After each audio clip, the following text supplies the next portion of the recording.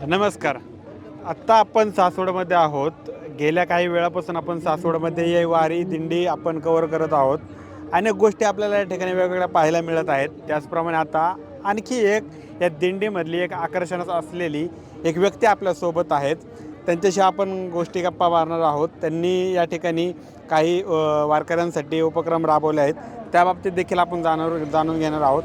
आपण बघत असाल या व्यक्तीने अंगावरती सोनं घातलेलं आहे भरपूर आणि हे करूनसुद्धा वारकऱ्यांची सेवा ते अत्यंत प्रामाणिकपणाने करत आहेत. त्यांच्याशी आपण गप्पा मारूया. भाऊ, काय सांगाल एकंदरीत या सेवेबद्दल तुमच्या?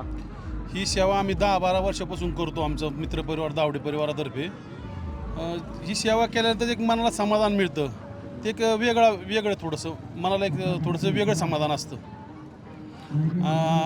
ही इथं पाणी वाटप, फराळ वाटप, हे पुढं आमचं मेडिकलचा कॅम्प लागलेला आहे अजून. अच्छा, हो, किती वर्ष? 10-12 वर्ष 10-12 झालं. वर्ष झाली. 10-12 वर्ष झाली आम्ही ही सेवा करतो. स्वखर्चातून करते? सो खर्चातून. अच्छा, इतकं सोनं वगैरे घातलंय, काय सांगाल? इतकं सोनं कशासाठी? सोनं घालून मुद्दा म्हणून यायचं कारण आहे की वारीत चालल्यानंतर जीवनात सोनं होतं, तसं माझ्या अंगावर जेवढं सोनं आहे तर सोनंच होणार. वारीत चालल्यानंतर माणूस चुकीच्या मार्गाला जाणार नाही, ते सोन्याच्याच मार्गाला जाणार. अच्छा, लोक भेटतात, लोक काय म्हणतात तेवढं सोनं बघून अंगावर? लोकांना आनंद वाटतो, चांगल्या नजरेने पाहतात, फोटो काढतात. थोडंसं मलाही समाधान वाटतं, लोकांना एक समाधान वाटतं. लोक जमतात बघायला, आनंद वाटतो. ठीक आहे. तर हे होते योगेश भाऊ धावडे, जे आता वारकऱ्यांची या ठिकाणी सेवा करत आहेत. असेच अनेक व्यक्ती आपल्याला आज भेटत आहेत. त्यांच्याशी आपण गप्पा मारणार आहोत. आपण भेटूया पुन्हा. मी सनी ताटे, दैनिक राज्य लोकतंत्र, सासवड.